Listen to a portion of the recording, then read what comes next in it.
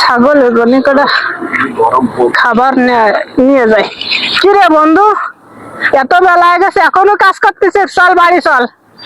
না না, বাড়ি গেলে হবে না রে। এই যে অনেক ঘাস হয়ে গেছে, এই ঘাস এই উস্তের বইতে পুরো নিড়ে তারপরে যাচ্ছে রে।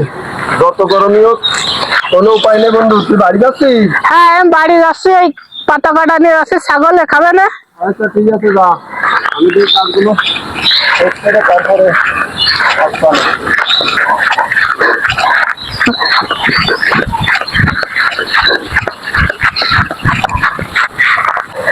এ বন্ধু, তুই এখনো যাসনি?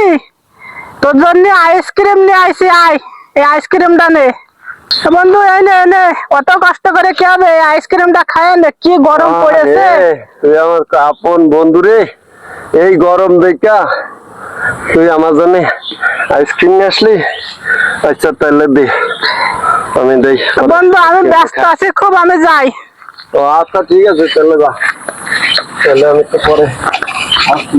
আর দুটো গাছ আছে, এই দুটো গাছ দিয়ে নি। তাইলে বন্ধু আমার কত আপন হয়ে গেল রে। আমার মা বাপের চাইতেও আপন দেখা ভাই। এই গরমে আমার জন্য আইসক্রিমটা নিয়ে আসলো। তাহলে একটু খাই। ঠিক গরম বাবা, ঠাটা পড়া রৌদ্র পড়ছে।